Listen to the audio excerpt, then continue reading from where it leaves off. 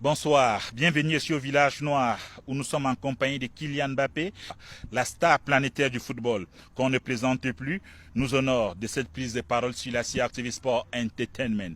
Bonsoir Kylian, comment allez-vous? Bonsoir, bonsoir, ça va très bien vous? Oh, ça ne va pas si mal que ça, bien remis après ce long voyage. New York, Yaoundé, 11 heures de vol. Ouais, c'était un peu long, mais voilà, je suis très content d'arriver. J'ai pris mes marques ici, je viens d'arriver, donc j'ai passé une belle journée. Donc là maintenant c'est le soir, on va aller manger et on va se reposer tranquillement pour une grande journée demain. Il y a la folie Mbappé qui s'est emparée de la ville de Yaoundé et même de tout le Cameroun à travers les réseaux sociaux. Est-ce que vous étiez conscient de cette attente que les Camerounais avaient vis-à-vis de l'enfant de Bondy qui revient sur ses terres d'origine? Un peu, mais c'est sûr qu'on est toujours surpris, agréablement surpris, que dès l'aéroport, dès que je descends de l'avion, voilà, tous ces gens sont là pour me gratifier leur amour et leur affection. C'est toujours un plaisir de revenir ici. Et j'ai passé une première journée formidable. Je suis parti voir les enfants, j'ai pu jouer avec eux, je suis venu ici au village. On a fait pas mal de choses déjà et demain on va faire encore pas mal de choses, donc je suis très content. Alors, vos premiers sentiments depuis votre arrivée au pays des Lions indomptables, pays d'origine du papa, surpris par l'enthousiasme des Camerounais?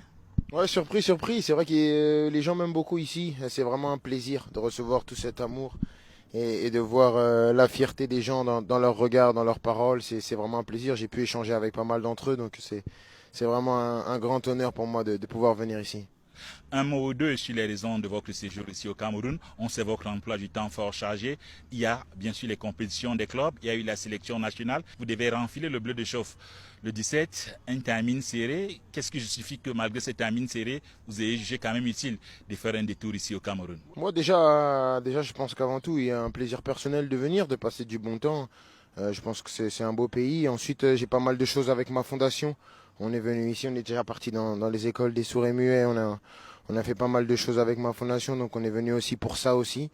Et après, bien sûr, pour profiter du pays, de toutes ses saveurs et des belles villes qui composent ce pays magnifique. On connaît Kylian le sportif, le fabuleux joueur, peut-être la nouvelle vedette du football mondial, mais là on découvre un Kylian humaniste. Qu'est-ce qui vous pousse à sortir du champ sportif? On a visité cette école, l'émotion était assez vive de vous voir comme ça, d'apporter votre brin de solidarité. Oui, bien sûr, je pense que je le fais déjà beaucoup quand je suis en France, mais c'est important de le faire aussi ici aussi, voilà, dans le pays de mes origines.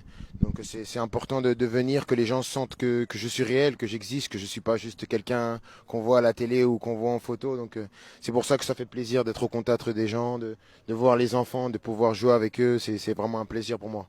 Alors Kylian, vous êtes capitaine de l'équipe de France, récent capitaine de l'équipe de France depuis la sortie de Loris, et beaucoup de Camerounais se mettent à rêver, à imaginer d'un Cameroun-France ici au Cameroun, pas en comptant bien sûr sur vos contre-gens. Pourquoi pas, pourquoi pas. Nous, on est des joueurs, on est toujours prêts pour jouer des matchs, peu importe où, peu importe quand. Jouer contre le Cameroun aussi, c'est une grande nation du football, au niveau africain, même au niveau mondial. C'est une nation qui est respectée. Donc, après, c'est pas moi qui organise les matchs, mais je pense que ça pourrait être une belle possibilité. En tout cas, si le match amené à s'organiser, moi je serai là et je serai prêt à jouer et à prendre beaucoup de plaisir. Last but not least, Antoine Mavougra, pas tout comme la maman, on avait prévu 3 questions, mais une dernière question, on va parler de votre trajectoire. On sait que c'est un enfant de Bondy qui est parti comme ça, qui a fait ses classes du côté de Monaco et qui est apparu du côté du PSG. C'est une trajectoire exceptionnelle. Vous avez cru à un moment donné que Kylian pouvait être sur le toit du football mondial? Je rêve, j'ai toujours rêvé, et je continue à rêver, et je rêverai toute ma vie, parce que c'est gratuit et personne ne peut vous empêcher, mais c'est sûr que j'aurais jamais imaginé devenir ça aussitôt, aussi vite. Mais maintenant que je le vis, j'essaie de le vivre à fond, parce que je pense que c'est une chance inouïe de pouvoir jouer pour un grand pays comme la France, de pouvoir jouer comme dans des grands clubs comme Monaco, comme le PSG.